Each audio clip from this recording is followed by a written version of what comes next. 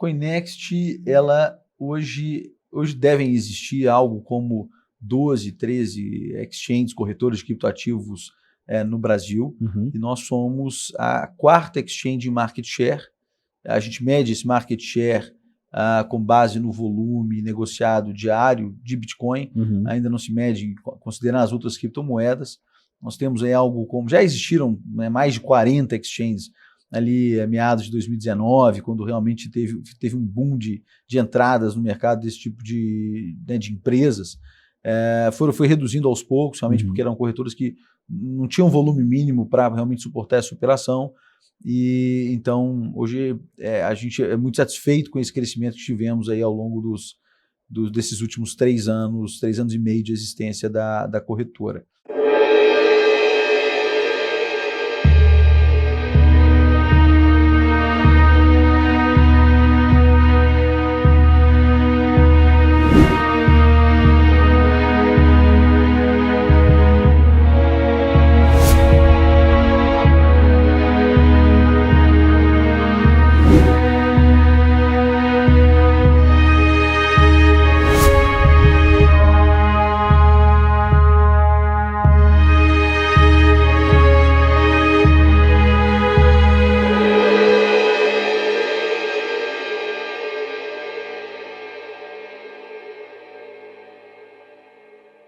Olá, bem-vindos novamente ao nosso programa TBT.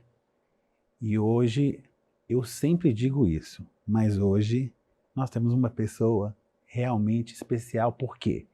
Porque essa pessoa, ela tem uma expertise que todos nós temos uma curiosidade a mais sobre ela. Essa expertise, ela vem de uma experiência que está ligado aquilo que é o anjo e o demônio de todas as pessoas viventes no mundo, que é o dinheiro. O dinheiro pode salvar, o dinheiro pode condenar, por dinheiro se mata, e com dinheiro se salva a vida das pessoas, a dignidade das pessoas e todos os outros aspectos da nossa vida. E muito recentemente o dinheiro está levando civis até a Lua, até a cratera, até acima da Terra, né? Que não é uma viagem interplanetária ainda, mas isso está acontecendo e isso tudo perpassa pelo dinheiro. Nós estamos aqui hoje e eu quero falar que é um momento de muita alegria com José Arthur Ribeiro. Ele é o dono da Coinext. A Coinext está ligada a nada mais nada menos que Bitcoin. Eu conheço o que é Bitcoin? Será? As pessoas conhecem o que é Bitcoin? A gente sabe que é uma coisa etérea, que é um dinheiro que a gente não entende muito bem como é, que faz, que não existe, e que é virtual, e que de repente pula para muito dinheiro, e que de repente abaixa. Vamos entender hoje o que é que acontece com esse mundo. Muito prazer tê-lo aqui, viu, José? Prazer é todo meu, Rafael, falar contigo, participar aqui do programa. Parabéns pelo sucesso, pela iniciativa desse programa. E vamos tentar desmistificar esse mercado que é tão cheio até de preconceito, né? Você diria que tem preconceito? Novo. Não, sem dúvida, né? Acho que tudo que é novo, né, a primeira percepção, acho que ela é de... As pessoas preferem, às vezes, criticar, né, antes até mesmo de conhecer, né, ir a fundo sobre o que está por trás, os fundamentos, os conceitos né, desse tipo de novidade. Então, acho que a ideia aqui é realmente trazer informação de qualidade, para que as pessoas possam realmente aprender, né, e quem sabe, depois disso, tomar decisões mais sábias do ponto de vista de investimento, né, e se eventualmente forem entrar nesse mercado, que entram com o mínimo de conhecimento, né, porque o que mais tem também são pessoas que entram só porque viu o vizinho entrar, escutou uma história, né, escutou no jornal, na televisão, e aí só porque viu realmente essa valorização tão alta que nós tivemos nos criptoativos, de maneira geral, né, nos últimos meses, a pessoa acaba entrando nesse mercado. Mas vamos desmistificar isso tudo aqui, é um prazer estar com vocês. José, me explica aqui uma coisa. Você é uma pessoa que vem de uma formação internacional, você já trabalhou em empresas internacionais, você se formou na Itália, em Roma, você é uma pessoa que entende do mercado financeiro, né? Você já trabalhou na Vodafone, que, para quem não conhece, é uma gigante da telecomunicação, né? Sim. E de onde saiu esse interesse na sua vida por essa coisa que é o monetário, o dinheiro, aquilo, o ganha-pão, de fato? De onde Perfeito. surgiu isso? Eu realmente, bom, acho que o dinheiro, como você bem introduziu, né? O dinheiro sempre fez parte muito da minha essência desde pequeno. Sei lá, os principais, os brinquedos que eu mais gostava de brincar eram aqueles que tinham, né, a moedinha de né, banco imobiliário, o jogo da vida. Poxa, eu amava aquilo ali, né? E eu gostava sempre de... a gente tinha que escolher, né? Senão ela estava jogando com 4, 5 pessoas, você tinha que escolher quem que era o banqueiro, né? Que é aquele que ia ficar controlando ali, dando troco, enfim, o dinheiro. Eu amava, né, ser aquele cara. Então, assim, eu sempre gostei muito disso. Sempre fui um cara muito econômico. Eu sempre economizei, né, desde pequeno para tentar conseguir comprar um brinquedinho aqui e ali. Vivi minha infância, né? A gente estava conversando aqui, nós somos do mesmo ano, né? Nós somos de 82. De 82. E, então a gente viveu, né, aquele final da década dos anos 80, que foram momentos muito marcantes, pelo menos, né, para mim foi muito marcante. Quer dizer, eu economizava dinheiro, ia na mercearia, na padaria, enfim, comprar na lojinha para comprar uma lanterna, e o preço já tinha aumentado 40% eventualmente, de um mês para o outro, né? E aí você tinha lá os seus pais... E depois veio o Collor. E depois veio o Collor. Então, ou seja, seus pais fazendo aquelas compras no supermercado com 2, 3 carrinhos, né, para realmente garantir os impactos da não perda, né, do valor do dinheiro, né, do poder de compra. Então isso tudo me marcou, né, isso foi marcante para mim. Eu sempre fui muito curioso para entender, né, o que estava por trás daquela inflação, o que gerava aquilo ali, e não por outra razão, né, vivendo todo aquele contexto, eu realmente escolhi fazer economia. Então, antes de ir até para a faculdade, eu fiz uma escola técnica, né? Na época aqui na Sul de Belo Horizonte, tinha o Sebrae, a escola do Sebrae, que era uma boa escola nessa área de formação gerencial, formação, digamos, administrativa, até hoje, né, talvez. Até hoje, uma excelente escola, mas existiu também um vínculo existia uma parceria entre o Sebrae e a Fundação Torino, que é uma escola italiana, né, fundada aqui pelos italianos que vieram construir a Fiat, e era uma escola internacional, era uma escola que você entrava, era território italiano, então aquilo ali me chamou a atenção, tinha um viés absolutamente contábil, econômico, e aí então eu resolvi entrar na Fundação Torino. Então eu estudei na Fundação Torino e formando fui fazer economia na Itália. Então, desde muito cedo, realmente, eu entendi qual era um pouco da minha aptidão, porque era aquilo que me motivava, que eu gostava, e não por outra razão fui para a Itália fazer, então, economia. Por que a Itália? Foi a Fundação Torino mesmo que te motivou? Foi.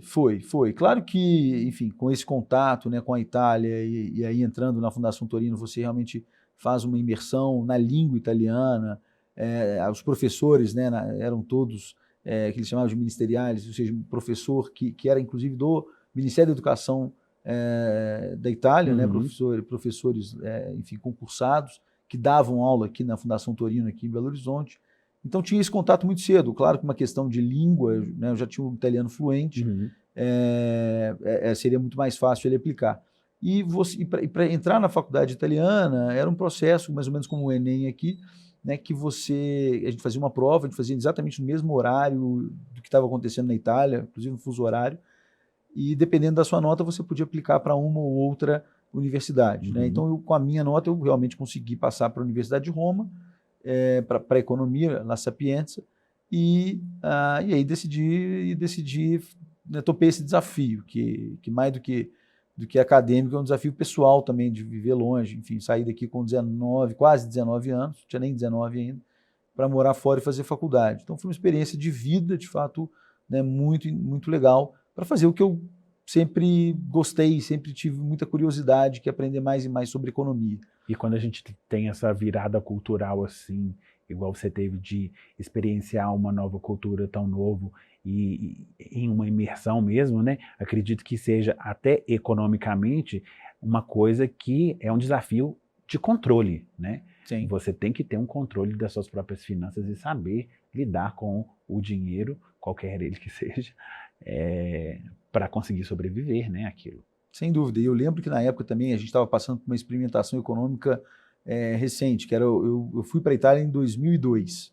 E 2002 foi o ano que o Lula foi eleito. Então, naquele momento, eu pisei na Itália, né, o Lula foi eleito e o euro chegou a quase R$5. E para a época, para os padrões da época, era uma coisa Inimaginável. muito, cara, inimaginável. As coisas lá para você tomar uma cerveja, né, para você ir fazer qualquer comprinha no supermercado, eram coisas 4 vezes mais caras do que se pagava na época no Brasil. Aí sempre você escolhe a Birra Moretti, que é a mais barata lá do supermercado.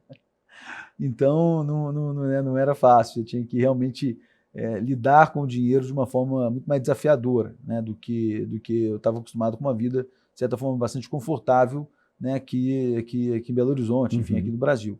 Mas foi uma experiência realmente incrível, né? E dali, ali foi uma experiência realmente econômica. Da Itália eu fui para a França, eu fui para Toulouse. Airbus. Na Airbus. Eu passei num programa eu queria banco. E queria trabalhar no banco de investimento. Tentei vários, não passei em nenhum.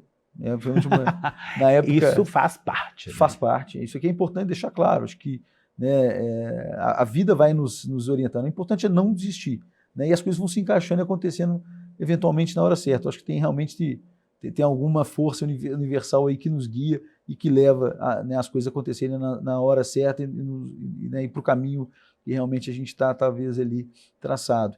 E aí, poxa, foi fantástico, realmente, e tinha muito mais a ver comigo, talvez, ali, o ambiente de departamento financeiro. Eu sempre gostei muito, né, do aspecto contábil ali, das finanças. E aí fui parar, então passei no programa de traineeship da Airbus e fui para a França sem falar um A de francês. Né, além de assim, sabia falar bonjour, merci, né? Deve ter sido difícil, né? O resto eu realmente aprendi, né, lá. Engraçado, você vai comprar uma baguete de manhã, aí a pessoa, né, a França é toda muito antiga, né, então não tem muito preço, não tem muito... Aí a pessoa no caixa te fala o preço da baguete, 2,50 €. Você fala, eu não sabia nem qual que era o número que ela estava falando para poder pagar a baguete, né, ela tinha que escrever.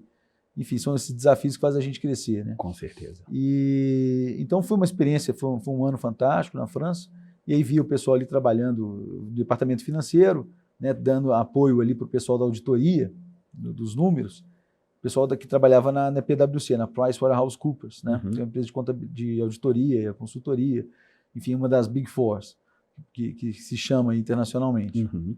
E eu falei, poxa, eu quero ser um cara desse.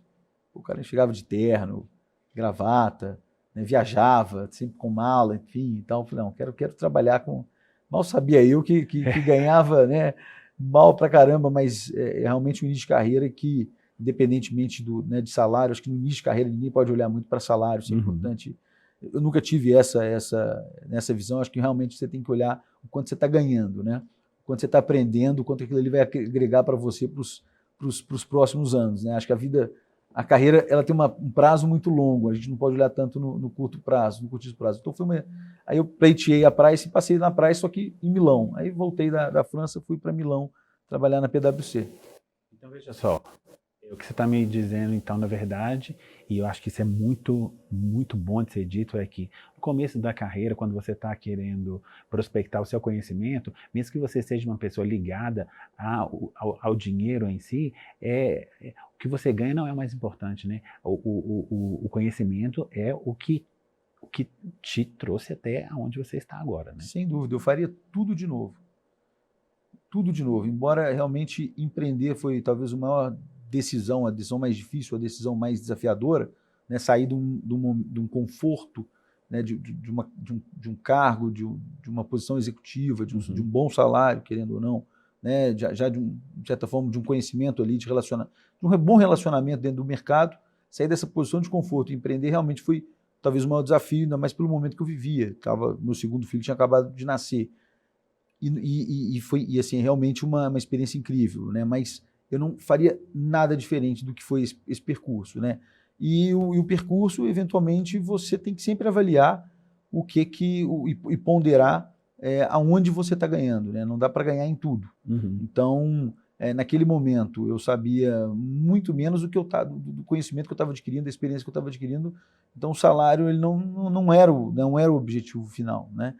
E então eu trabalhei na Price, né, na PwC, foi, poxa, uma experiência absolutamente fantástica, um crescimento muito rápido. Acho que, né, eles têm uma capacidade de formação de profissional, né, muito boa, muito rápida. Isso funciona muito bem, é muito dinâmico. Você trabalha em vários setores, várias empresas, né, em vários lugares diferentes. Então isso te forma, te molda. E aí depois fiquei 9 anos na PwC, né? Uhum. Fiquei acho que 2 anos em Milão, aí não aguentava realmente mais morar fora do país. Assim, a gente, enquanto brasileiro, você sente falta da terrinha, né? Sim.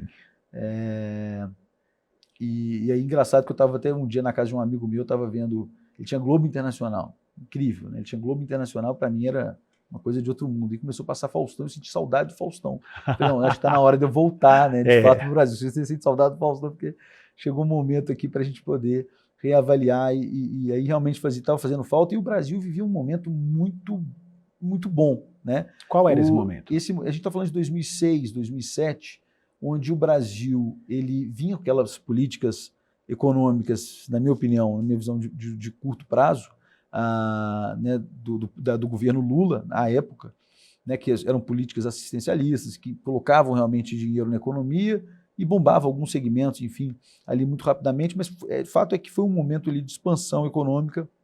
Depois isso mostrou realmente, que era momentâneo, que era uma política de curto prazo, mas a época era muito boa. E aí, com os adventos de perspectivas de Copa do Mundo, de Olimpíada, que começou a gerar, e aí, bom, pré-sal, logo na sequência, né? Então foi um momento de boom econômico, e aí, somado a isso, veio aquela crise de 2008, que muita gente certamente lembra, né, que viveu, né, a crise de 2008, a crise subprime nos Estados Unidos, e aí a economia dos Estados Unidos estava indo água abaixo, a europeia a mesma coisa, e o Brasil, como emergente, um dos principais emergentes, bombando. Então veio dinheiro do mundo inteiro para cá, dinheiro institucional, de fundos, e todos os fundos de private equity naquele momento, e eu estava na área de M&A, né, em São Paulo, né, estavam vindo para cá. Na verdade, isso me fez, né, vendo tudo isso, me fez realmente tomar a decisão de voltar. E quando voltei, fui para essa área de M&A em São Paulo. Então Explica para a gente o que é M&A. M&A é Mergers and Acquisitions. É uma área que cuida, né, e presta serviço profissional em processos de fusão e aquisição de empresas. E era um momento no Brasil, para esse mercado, para esse segmento específico. Eu saí então da auditoria, que é basicamente, né, você confirmar através de todo um processo né, de auditoria, de fato contábil, validar os números que estão reportados no balanço e na demonstração de resultados da empresa. Eu saí da auditoria e fui para uma área de consultoria que a Price tinha muito forte, que era voltada para transações, né, fusões e aquisições de empresas.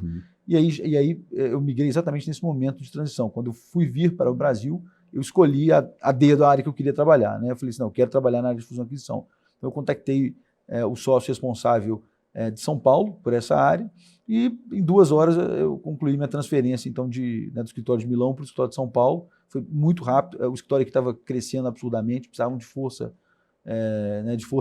enfim, qualificada, com conhecimento na área.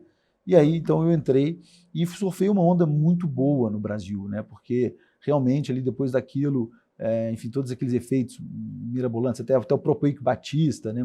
Então tudo isso fez movimentar a economia, mas fato é que o Brasil, naquele momento, você deve, né, lembrar bem, né, Rafael? O Brasil ele adquiriu o investment grade, né? Quem não sabe, o rating, né, que dá uma perspectiva de uma nota, né, de qualidade, né, de uma qualidade de excelência, do ponto de vista, né, do investidor, né? Para que, então, e aí isso habilitou com que outros fundos que tem lá na sua tese, que só podem investir em investment grade, pudessem entrar, então, no Brasil. Então, isso favoreceu ainda mais, né, a nossa economia. E os investidores quiseram trazer o dinheiro para cá, e isso fez com que até essa área onde eu trabalhei, que era a área de fusões e aquisições, né, bombasse ainda mais. Então, minha carreira, realmente, nesse momento, foi um pouco, né, de sorte ali. Você tá, né, isso também, a vida é feita de sorte, a competência com oportunidade, né? Então, tinha oportunidade, eu estava preparado ali no momento, então surfei uma onda muito boa. Começaram-se a abrir outros escritórios de M&A pela Price no Brasil, que deu muito certo, enfim, Rio de Janeiro, com tudo que estava acontecendo ali, o calor das Olimpíadas, de Copa, de pré-sal, enfim, tudo isso favoreceu muito o escritório do Rio de Janeiro, abri em Curitiba e abri em Belo Horizonte, e eu vim, então, fazer parte e construir o escritório aqui em Belo Horizonte. Então, foi uma experiência também muito rica de formar equipe aqui, etc. Até que eu resolvi pro outro lado da mesa, que foi ser diretor financeiro, enfim, em uma empresa que estava crescendo muito, uma empresa de tecnologia, onde, em pouco tempo, quando eu virei saí da Price, depois de 9 anos na Price, eu fui ser diretor financeiro dessa empresa, foi ali, então, naquele momento que eu conheci meu atual sócio, né? Ele era o fundador dessa empresa que crescia, já era investida de fundo naquele momento, e quando vendida a empresa, o Guilherme Bastos, quem fundou a Devex na época, a gente vendeu para o grupo sueco, o grupo Hexagon, isso estou falando em 2013, o Guilherme foi para os Estados Unidos e foi viver o Guilherme é um cara visionário do ponto de vista de inovação, ele é PhD em ciência da computação, enfim, e ele tinha essa empresa então de tecnologia, que eu fui diretor financeiro, vendeu a empresa e foi para os Estados Unidos para viver ali o que estava acontecendo no Vale do Silício. Sim. E vivendo no Vale do Silício, ele um dia me liga para tirar uma dúvida tributária sobre Bitcoin, né? Eu falei, poxa, Guilherme. E você já sabia o que era Bitcoin ou não? Eu tinha certeza que era dinheiro de tráfico de drogas, né, relacionado à atividade ilegal, ou seja, eu tinha um preconceito. Deep Web, utilizado na Deep Web, ou seja, eu tinha todo esse preconceito já, né, de ouvir notícias, né, de ouvir coisas, enfim, pessoas comentando sobre isso. Então, tinha realmente esse preconceito. Eu nada sabia sobre os fundamentos disso, ou seja, como isso pode, então, até mudar, de certa forma, a vida em sociedade, ou seja, quão poderoso era essa ferramenta, né? Então, naquele momento, eu falei, Guilherme, você vai ser preso, porque ele veio tirar uma dúvida. Isso é legal, essa história, porque ele tinha feito uma operação, né, de Bitcoin, ele comprou Bitcoin nos Estados Unidos, mandou o Bitcoin para o Brasil e vendeu, ou seja, chama arbitragem, né? E com isso ele apurou 22% de rentabilidade. Eu falei, mas Guilherme, tá, você fez essa operação, em quanto tempo você ganhou 22%? Bom, em 10 minutos. Não. 22% em 10 minutos. Aí eu estava em pé. Eu tô com medo agora. Estava em pé, falei, não, Guilherme, peraí. Então, aí eu sentei, agora você vai me explicar essa história. Agora eu gostei, né? Agora eu estou interessado. Porque você tem o mercado do Bitcoin, né, como ele não é centralizado, ele não tem nenhum tipo de interferência, seja estatal, empresarial ou de alguém, né? É claro que você tem movimentos especulativos, mas não existe interferência. É um mercado 24/7, demanda e oferta na veia.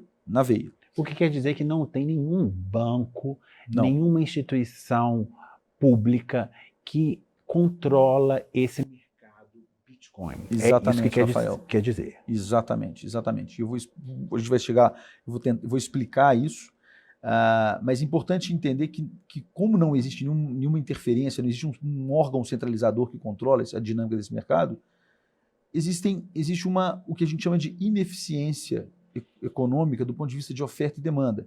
E a demanda do Brasil, historicamente, até hoje é assim, obviamente, bem menos do que era em 2017, quando o Guilherme me ligou, a demanda no Brasil é muito maior que a oferta. E mercados dinâmicos como Estados Unidos e Europa, você chega ali num equilíbrio de preço, né, muito mais facilmente. Né? Então, como você tinha uma demanda mais pujante aqui no Brasil e uma oferta menor, o preço do Bitcoin, a paridade de dólar, valia 22% a mais aqui. Então, alguém estava disposto a pagar nessa ordem de grandeza, né, para ter um Bitcoin. Por curiosidade. E essa operação chama arbitragem, né? Pois é, mas essas pessoas estavam dispostas a pagar 22% a mais por ignorância? Não, por uma questão de querer, ou seja, como tinha pouquíssima oferta, alguém por alguma razão, por reserva de valor ou por algum outro objetivo, né, queria comprar mercado, né? Ou até mesmo por, como eu falei, né, por escutar que o mercado, enfim, que vai valorizar, a pessoa entra pagando realmente um prêmio muito maior Sim. naquele ativo do que alguém dos Estados Unidos está pagando por ele. Uhum. Então, como é digital, ele faz essa transferência rapidamente, ele conseguia então adquirir esse Bitcoin lá porque ele tinha o green card, tinha uma conta numa corretora lá nos Estados Unidos, ele fazia essa operação e conseguia, num curto espaço de tempo, curtíssimo, né, oferir um lucro realmente significativo. E aquilo me chamou muita atenção. Quando ele me contou, né, eu fui entender, ele não sabia se pagava o imposto sobre o ganho de capital no Brasil ou nos Estados Unidos, basicamente essa a discussão. Eu falei, não, deixa eu entender do que se trata, né? Deixa eu fazer uma operação, né? É igual quando vai usar o Uber pela primeira vez, né? Deixa eu baixar esse aplicativo aqui para ver o que acontece. Porque, na primeira vez todo mundo se estranha, né? Uhum. Pô, será que vai dar certo? O cara vai chegar aqui com o carro, né? Não sei quem é o motorista, será que eu posso confiar, né? Não sei se ele vai me beijar, se ele vai me matar, né? Bem isso, é exatamente isso, né? Aquela dúvida. E essa era a minha dúvida em relação ao Bitcoin. Mas aí eu fiz pela primeira vez, aí você fala, poxa, isso é utopia, incrível. E eu, como diretor financeiro, na época, né, eu já tinha saído da DevEx pós-venda, né, ali meados de 2014, eu era diretor financeiro da Operação Brasil da Vodafone, e fechando muito contrato de câmbio, né? E, poxa, o contrato de câmbio, né, para quem nunca fechou um contrato de câmbio, ou seja, fazer um pagamento para fora ou fechar um recebimento aqui no Brasil, um processo absurdamente burocrático, lento, complicado, né, de acesso restrito a algumas pessoas, algumas empresas. E aí eu fechando o contrato de câmbio, demorando 72 horas para chegar, via SWIFT, então banco liquidante nos Estados Unidos, aquela confusão. Então, assim, sempre, sabe, era uma coisa que realmente sempre me incomodou, a dificuldade que é você fazer uma operação absolutamente lícita de um país para o outro, né? Pô. E que completamente dissocia o civil comum de um tipo de operação dessa, né? Exatamente. Nada democrático, nada democrático. E aí, naquele momento, eu fiz uma transação com Bitcoin, né, basicamente entendendo o que o Guilherme tinha feito, que é comprar nos Estados Unidos e transferir para cá. Falei, poxa, isso vai revolucionar o mundo. Isso vai revolucionar o mundo. Porque a facilidade de resolver um problema, né, que era transferir valor pela internet. Então, a gente vinha vivendo uma revolução de comunicação, de informação até então, que isso intensificou drasticamente na década de 90, ali, com o advento da internet e a difusão agora dos smartphones, etc. Então, a gente vinha, né, a gente estava diante de uma revolução de informação e a gente passa a viver agora uma revolução de valor, que é o blockchain, que é essa capacidade de você transferir uma coisa única, tangível e fungível pela internet. E o blockchain criou esse mecanismo, essa segurança cibernética via criptografia de uma forma super descentralizada. Ou seja, você não precisa mais de uma Visa, de um Mastercard, que é um ente central, que tem um data center. De um Western Union. De um Western Union, fazendo o débito-crédito. Então pega de você, né, você vai pagar um pão de queijo, debita da sua conta, acredita na conta da lanchonete. Você, através do blockchain, você consegue fazer isso numa rede totalmente descentralizada, onde você tem milhares de servidores espalhados no mundo validando essas transações. E quanto mais servidores validam, mais seguro fica, porque você imagina que atacar um servidor é mais fácil. Agora, se atacar milhares de servidores ao mesmo tempo, ou seja, é praticamente impossível, se não impossível. E aí, somado a isso, por que esses mineradores, por que essa massa crítica de computação, de computadores, né, de força computacional faz isso, valida as operações de Bitcoin? Porque elas ganham uma parcelinha da transação. Então, tem um benefício econômico por trás de cada operação validada na blockchain por esses computadores. Né? Por isso que pessoas usam força computacional para validar. Né? Isso é a mineração? Isso é a mineração. Isso é o blockchain. A mineração, na essência, ela está no fato de que o computador, ao fazer isso, o servidor, ao validar essas operações, quem consegue validar o primeiro bloco ganha um Bitcoin que é criado na rede. Ele encontra, né, como se ele usasse força computacional para vencer uma prova matemática e, se vencida, ele valida o bloco e ganha como recompensa o Bitcoin que é criado na rede. E o bloco seria o receptáculo onde esse Bitcoin vai estar, é isso? Isso, exatamente. Quer dizer, cada bloco desse a gente pode entender como uma folha que registra várias transações. Então, se eu te debita da minha carteira, vai para a sua carteira, nós temos uma transação que é validada em um determinado bloco. Então, o bloco ele acumula várias transações, tá, que dá até um nível específico de bits que cabe nesse bloco, Uhum. e aí ele amarra esse bloco e começa a ligar um bloco com o outro. E esses blocos ligados e validados por milhares de servidores é o que garante essa segurança cibernética. Na medida em que esses blocos estão ligados por criptografia, para você quebrar um bloco, você tem que hackear tantos computadores que economicamente não vale a pena. É melhor você pegar esse dinheiro que você usaria para hackear e minerar, porque você vai estar ganhando com isso, né, muito mais ali com benefício do Bitcoin minerado do que com o próprio hackeamento de um bloco para trás numa rede como a do Bitcoin. O que quer dizer que o lícito vale mais do que o ilícito. Exatamente. A rede é criada de uma forma que ela beneficia muito mais o lícito, o bem, do que quem quer usar força computacional para o mal, que é o hacker. E isso é genial. E por isso que se chama criptomoeda. É isso? Exato. Ela chama criptomoeda porque os blocos são conectados e validados através da criptografia, né, que é uma forma absolutamente segura de se transferir, de você realmente transitar dados pela internet, pela rede. Então deixa eu te perguntar uma coisa que é uma dúvida minha e que tenho certeza que é a dúvida de muitas pessoas. Eu quero fazer dinheiro com Bitcoin. O que fazer? Como começar? O que eu tenho que fazer para fazer isso? Perfeito, perfeito. Eu acho que a primeira coisa é estudar um mínimo, é ver um vídeo como esse, é tentar buscar informação.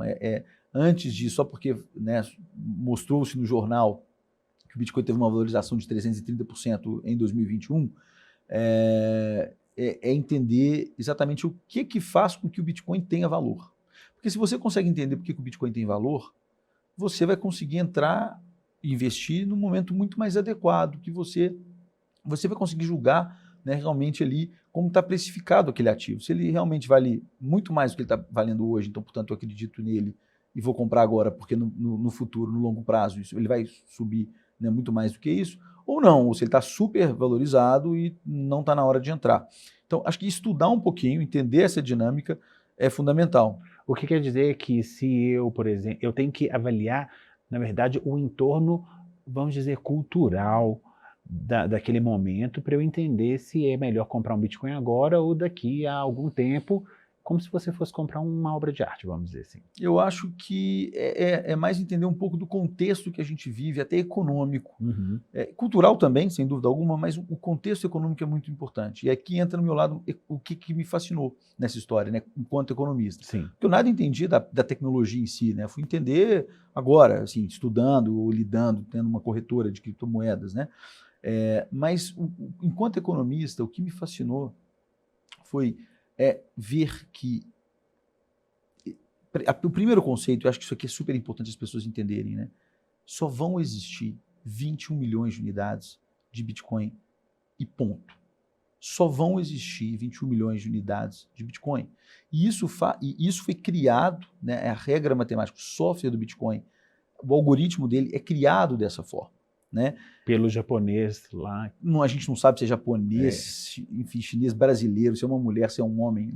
É o maior mistério do mundo atual é quem é Satoshi Nakamoto, que é quem realmente soltou esse projeto na internet, e esse projeto foi consensuado e foi ganhando adeptos mundo afora. Mas fato é que, criado por ele, né, o Bitcoin só vão existir 21 milhões de unidades. E isso faz com que o Bitcoin seja escasso. Então, o conceito importante aqui que as pessoas entendam é o conceito de escassez. E é interessante porque, na dinâmica como o Bitcoin foi criado, ele foi criado para cada vez ser mais escasso. E eu explico isso. Assim como o ouro é escasso na natureza, ou seja, o ouro tem propriedades químico-físicas, e acho que você entende extremamente bem de escassez nesse sentido. Você estava me contando que a sua primeira formação foi uma especialização ali em geologia, especialmente, né, em brilhantes, em diamantes. Então, acho que, né, vamos usar o diamante como exemplo, né? O diamante tem propriedades químico-físicas que o deixa naturalmente escasso. Então, né? Então, ou seja, e quanto mais diamante nós lavramos da natureza, em tese, menos diamantes disponíveis tem, o que o faz cada vez mais escasso, né? E o valor? E o valor cada vez maior. é a mesma dinâmica. Então, o que o Bitcoin faz é refletir no mundo digital o que o diamante ou o ouro reflete no mundo natural, na natureza. Tá? E é interessante o seguinte, então quando criou-se, né, o projeto, quando foi lançado o projeto do Bitcoin e ela foi ao ar, então começaram a ser validados esses blocos, e aí os mineradores conseguiam achar ali os Bitcoins dentro desse software, criava-se na rede 50 Bitcoins, porque não nasceu, assim, existiam 21 milhões, mas eles não tinham sido encontrados, vamos chamar assim, na rede, tá? Então não estavam disponíveis 21 milhões. Como se fossem jazidas de Bitcoin aí por serem... Então você tinha que vencer provas matemáticas na rede para poder conseguir adquirir, né, os Bitcoins sendo criados. Então lá no começo, 2009 a 2013, eram criados na rede, a cada 10 minutos mais ou menos é validado um bloco. Eram criados a cada bloco minerado 50 Bitcoins. Mais ou menos a cada 10 minutos, 50 Bitcoins. E a dinâmica do software é que de 4 em 4 anos, mais ou menos, 220 mil blocos, né, que dá mais ou menos 4 em 4 anos, por isso que eu falei de 2009 a 2013, essa quantidade de Bitcoins criados cai pela metade. Então você tem uma curva decrescente. Então eram 50 Bitcoins em 2009 e 2013, 2013 a 2017, 25, 2017 a 2020, ano passado, 12,5, agora estamos a 6,25 Bitcoins criados na rede a cada 10 minutos. Pela raridade de encontrar essas jazidas de Bitcoin. Exato. Então, ele vem diminuindo pela metade, e quanto menos se tem disponível, mais ele vale. E aí entra um outro... Entenderam, pessoas? Porque assim, agora eu estou conseguindo aqui entender. Vamos lá prospectar os diamantes, quer dizer, os bitcoins, os locais onde eles estão depositados. As pessoas começam a encontrar ou resolver esses problemas matemáticos de uma forma decrescente, então não tem muito disponível, o preço sobe. Exatamente. É exatamente essa dinâmica. Estima-se que a última fração de Bitcoin, né, que vai ser minerada, porque é importante ressaltar que o Bitcoin não é só uma unidade de Bitcoin, ele vai até a 8ª casa decimal, então ele é fracionável. A última fração de Bitcoin ela vai ser minerada, então, portanto, vamos alcançar o 21º, né, milhão, 21 milhões vai ser atingido em 2138, 2140. Né? Então, essa é a estimativa. Né?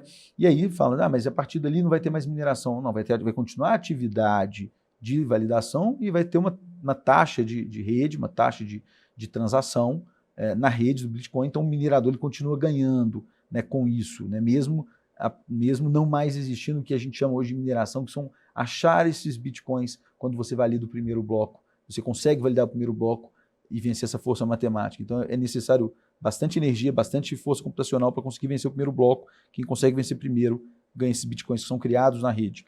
Então, em 2138 lá, quando nós chegamos nesse ano, não haverá mais esses Bitcoins para serem minerados, mas as trocas vão continuar acontecendo. Né? Uma analogia que eu vou fazer aqui para vocês é o seguinte, no mundo das gemas coradas no Brasil, existe águas marinhas. Águas marinhas estão extintas, não existem mais jazidas de águas marinhas.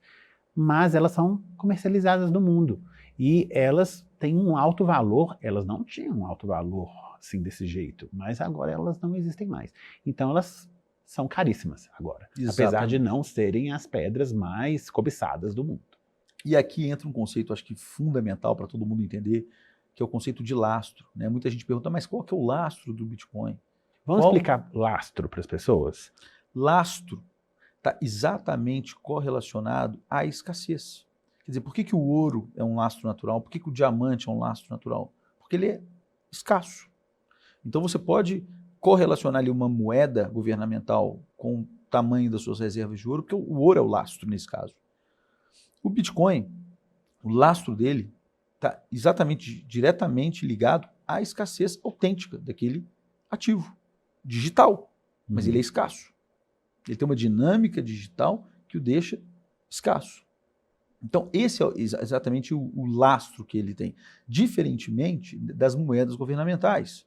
Porque muita gente fala, e aí tem até colegas economistas, né, que fazem essa crítica, né, sobre o lastro do Bitcoin, E eu digo francamente, acho que vocês não estão entendendo qual que é o conceito de lastro.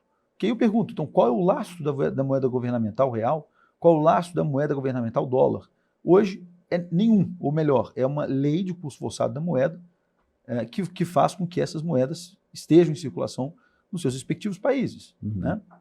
Mas fato é que nenhuma moeda governamental tem lastro ou está lastreada em algum ativo escasso no mundo hoje.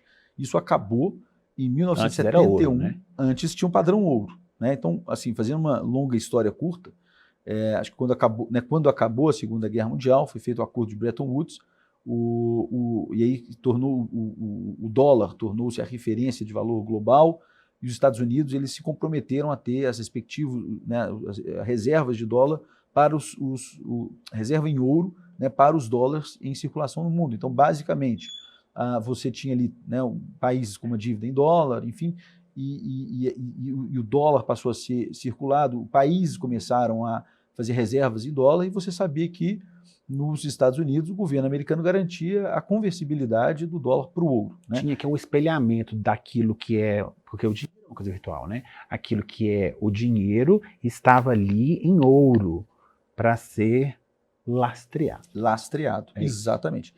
E aí, em um determinado momento, e de fato isso aconteceu, tem história, isso está no YouTube, um navio inglês, enfim, deixou a Inglaterra cheio de dólar, chegou no porto de New Jersey e pediu para o governo americano os respectivos ouro, a parte que lhe cabia daquelas moedas, aquele papel moeda em ouro. O governo americano, enfim, né, entrou, realmente ali foi um momento de bastante desconforto, parece que deram o ouro respectivo, mas o presidente à época, o Richard Nixon, ele foi para a televisão fazer um pronunciamento ao vivo, 15 de agosto de 1971, vale ver esse pronunciamento no YouTube também, fica aqui o convite, onde ele fala que estava extinguindo temporariamente a conversibilidade do dólar para o ouro.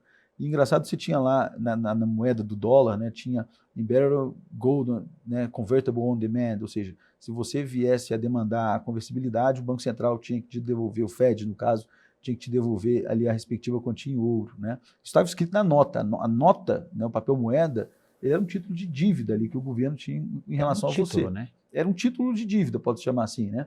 Eu vou contar uma curiosidade para vocês então sobre isso. O ouro é uma coisa extraterrestre. Na formação da Terra, ele foi trazido através de meteoros e, enfim, para a Terra. Então, não se cria igual por pressão ou nada disso. Ouro é escasso desde o primeiro momento, desde sempre. Então, como que vai lastrear? E o que Nixon fez nesse momento? Ele falou, olha, como que eu vou lastrear? Mais, e mais, e mais. Se não existe mais. Incrível. Né? E ele acabou, de fato, com a conversibilidade. E aí hoje na nota de dólares, né, nós temos a frase foi substituída por In God We Trust. Então, o que a gente brinca, né, aqui no mercado é que o lastro do dólar é Deus hoje. E de fato Então, aqui entra essa genialidade, assim, essa coisa fascinante que, como economista, me fez entrar de corpo, não só de corpo nem só alma, né, de corpo e alma nesse mercado, que é a questão do momento econômico que a sociedade vive. Né? Então, como não existe mais lastro de moedas governamentais, e aí, depois da crise de 2008, isso ficou muito claro, né? Os governos vêm avançando e aumentando base monetária como se não houvesse amanhã. Sim. Como se não houvesse amanhã. Então, impressão de dinheiro, tá? Eu estou falando de impressão de dinheiro. Isso é uma perda brutal, né? Um ataque à sociedade, porque você perde poder de compra. As pessoas perdem poder de compra. Chama-se inflação. É a coisa mais errada que você pode fazer. É os fenômenos que nós vivemos no final da década dos anos 80, quando a gente era criança. Né? Isso para mim fica muito claro. Então, é importante deixar claro esses números, né?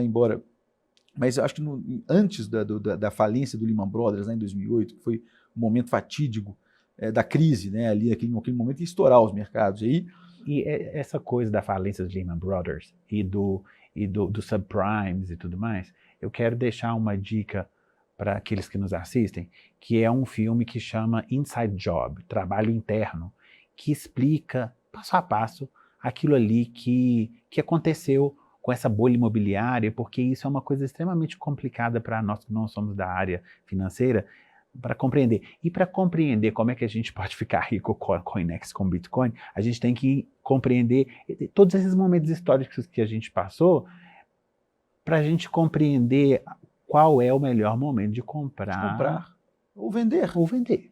Não é isso? Exato, esse é o ponto, né?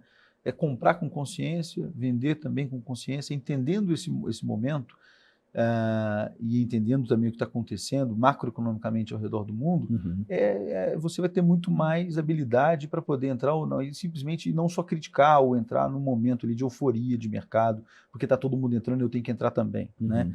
Então, naquele momento ali, em 2008, voltando para 2008 no Lehman Brothers, a base monetária nos Estados Unidos, ou seja, o dinheiro em circulação em bancos, né, em depósitos à vista e em circulação, dinheiro em circulação nos Estados Unidos, eram de 800 bilhões de dólares, 800 bilhões.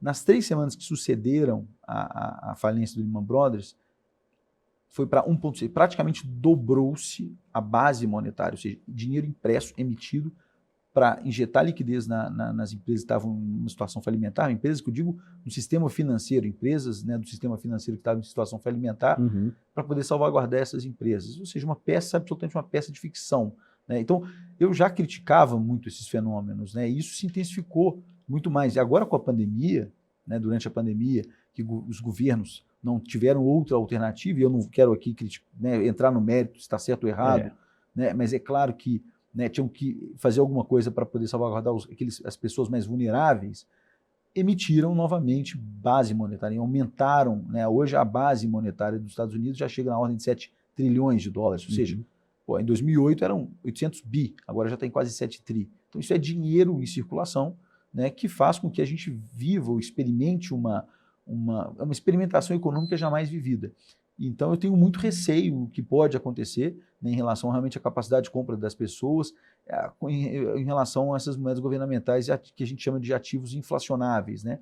Então é por isso que cada vez mais ativos não inflacionáveis, e aí imóveis, terras, ouro e o Bitcoin estão cada vez mais valiosos, tá? Porque são autenticamente escassos. Então esse é um conceito fundamental para as pessoas entenderem, né, antes de entrar nesse mercado para tomarem melhores decisões. Mas é importante entender esse conceito de escassez, né, do Bitcoin, porque só vão existir 21 milhões de unidades.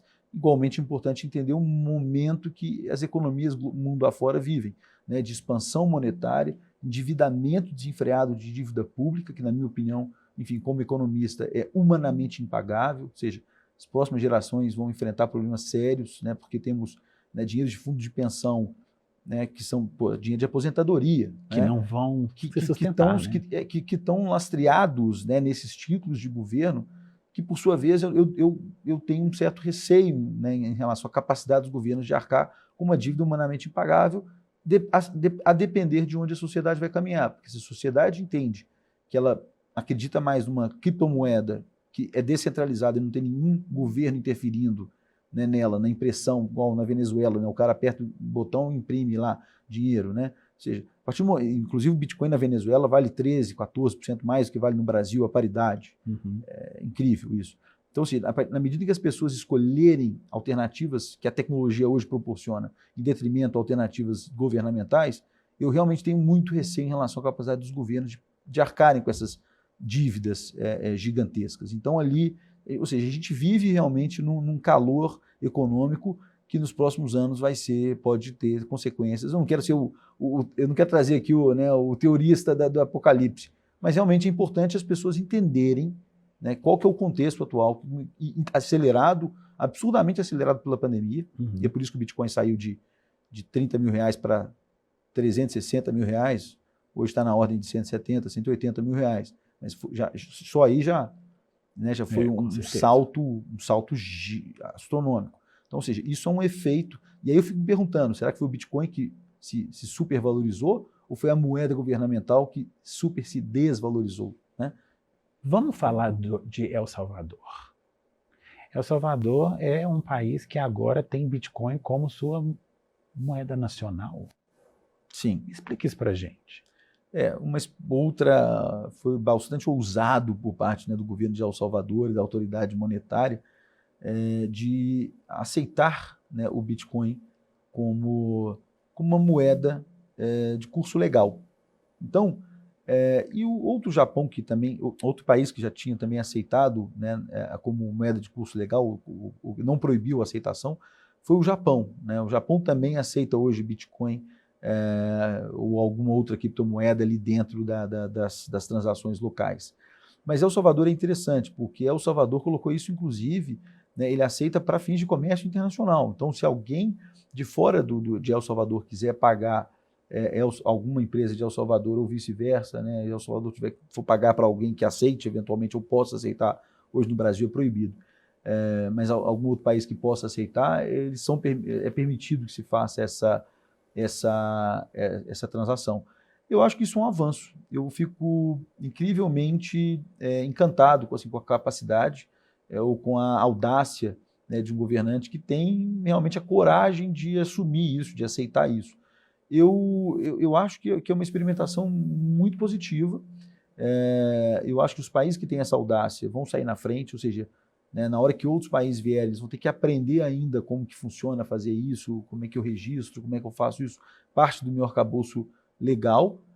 Então, eu acho que países que têm essa audácia de serem, né, adeptos à inovação mais rapidamente do que outros, certamente levam uma vantagem, né, em relação a outros países que ficam um pouco para trás, né? A gente vê, inclusive, acho que outro país também que me encanta nesse sentido, aliás, dois, é a Suíça e a Estônia, né, que são países absolutamente crypto-friendly, aí falando de criptoeconomia e criptomoedas, mas são países que já há alguns anos aderiram e, de certa forma, conseguiram regular, né, esse mercado, ou seja, deixaram que fundos de investimento desde lá de trás, estamos falando aí de 2016, 2017, fizessem investimentos nesse tipo de ativo e estão colhendo frutos em cima disso, ou seja, tem um ambiente de empresas, um ambiente muito mais bem desenvolvido. A Suíça tem o Crypto Valley, que é na cidade de Zug, que é uma coisa impressionante, o que traz de emprego, de prosperidade,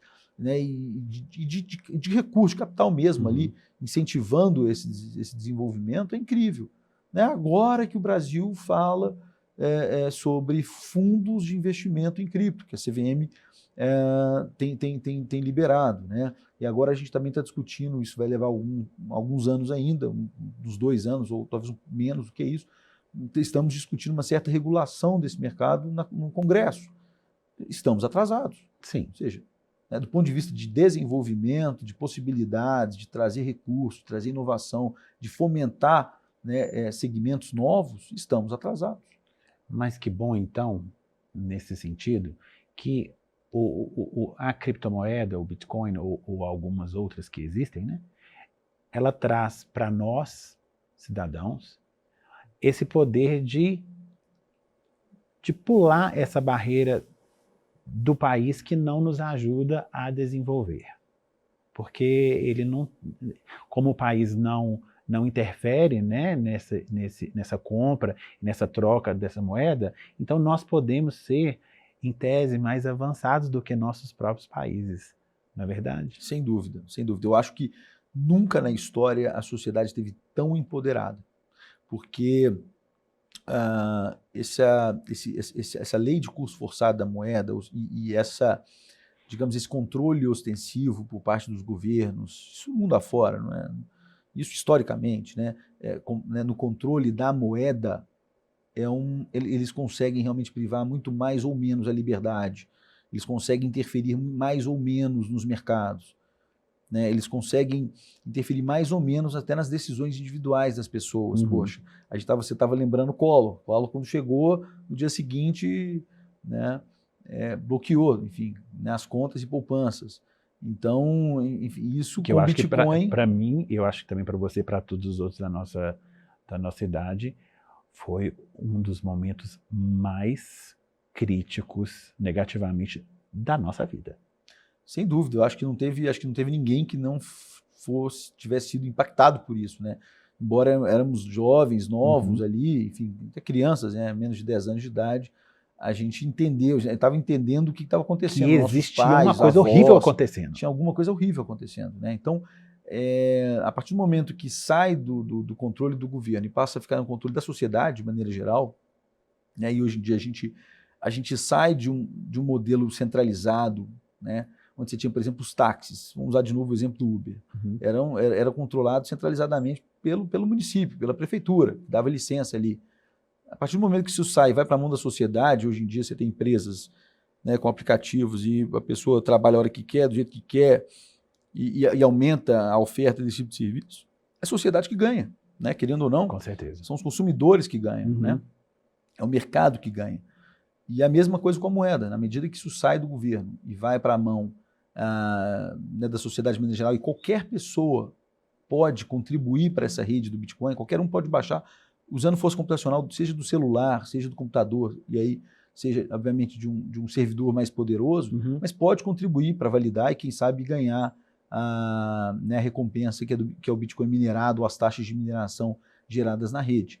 Então, a partir do momento que isso sai desse ente central e é distribuído esse poder na mão da sociedade, isso é evolução. Acho que ninguém segura o progresso. O que então, para concluir, o que você, José e a Coinext pode fazer por mim e por todos nós que queremos evoluir? Nós somos um intermediário de confiança, né? Então, nós somos exatamente aquele elo entre as pessoas que eventualmente têm um Bitcoin para vender, querem vender Bitcoin, e você tem as pessoas que querem comprar Bitcoin, procuram uma entidade como a Coinext para poder fazer essa operação. É muito difícil você encontrar com alguém na rua que tem Bitcoin que você nunca viu na vida e vai comprar Bitcoin dele, né? Você deposita, ele não te entrega o Bitcoin, você não sabe como funciona isso direito, como é que é ter uma carteira digital. Então, a corretora, né, a exchange, como a Coinext, faz esse papel de intermediação, né, te ajuda a fazer. Eu digo que a gente vende confiança e entrega Bitcoin, no sentido de que realmente quem vem para cá é porque confia na nossa capacidade enquanto plataforma digital de ligar essas duas pontas, que é comprador e vendedor. Mas é muito simples, Rafael. Assim, entrar nesse mundo é tão simples quanto fazer um cadastro em algum e-commerce, né? Como a gente hoje acho que todo mundo já tem costume de fazer compras pela internet. Sim. Então, eu convido, enfim, os ouvintes, participantes do programa, acessarem coinext.com.br ou baixarem o app, faz um cadastro. Obviamente, a gente tem que fazer esse protocolo para saber quem é quem, até para a segurança da própria pessoa. O que é a segurança que vocês oferecem. Exatamente, que é a segurança que a gente tanto preza. E a pessoa faz o cadastro, a partir daquele momento ela já tem a conta aberta, ela faz um depósito para a corretora, rapidamente esse depósito, hoje via Pix, é instantâneo, né? Esse depósito é acreditado na conta, e com aqueles reais, e eu convido, porque com R$25 qualquer um começa e pode experimentar e ter, né, uma fração de Bitcoin. Então, com poucos reais, e eu sempre oriento isso, começa com pouco, né, deposita um pouquinho só, testa, entende como funciona ali a dinâmica da compra e da venda, colocar uma oferta, né, de compra ali num preço limitado, um preço pré-determinado. Quer dizer, não vai vender sua fazenda de maneira alguma, e comprar Bitcoin. De maneira alguma. Eu acho que Bitcoin é uma nova classe de ativos, ainda muito volátil, que tem uma oportunidade incrível a longo prazo, né? Mas precisa ter responsabilidade, assim como qualquer outro tipo de investimento. Né? As pessoas precisam primeiro conheçam, testem, então testa com pouco e depois definam ali um percentual. A gente não recomenda mais do que 3, 4, 5%, né, do portfólio de investimento em cripto. Mas eu acho que né, mais importante, né, do que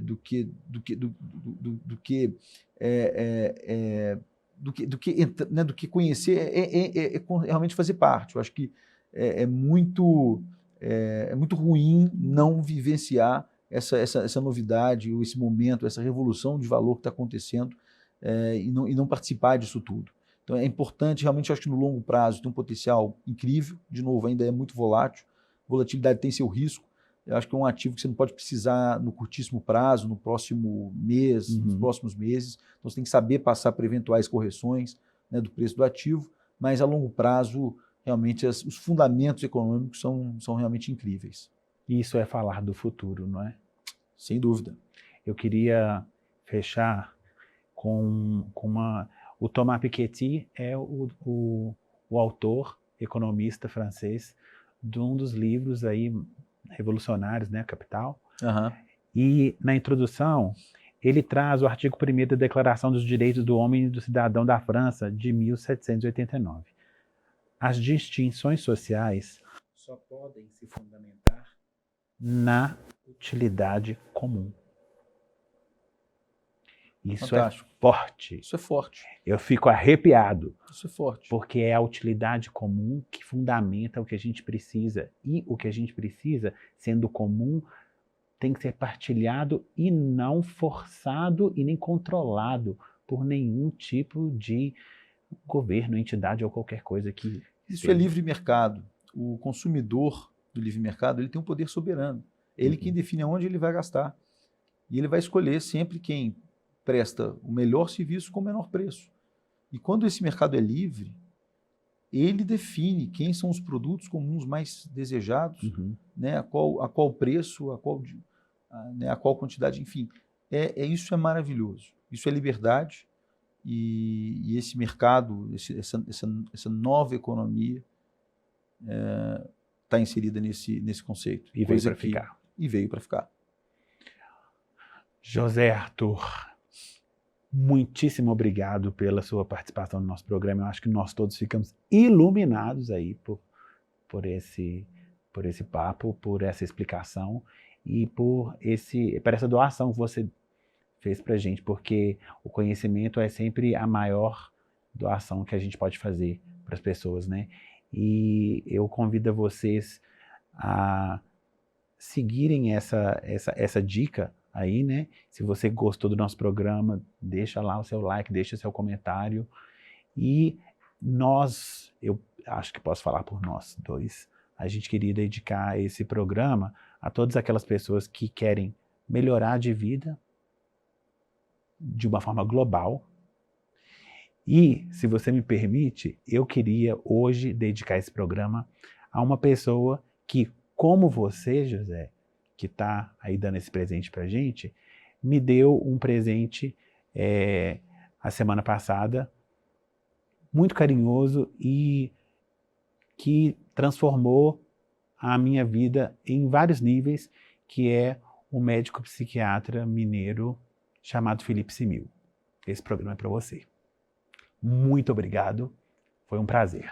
Rafael, o prazer foi meu, incrível, papo de altíssimo nível aqui, e contem sempre comigo, foi um prazer participar. Muito obrigado pelo convite. Obrigado e até a próxima.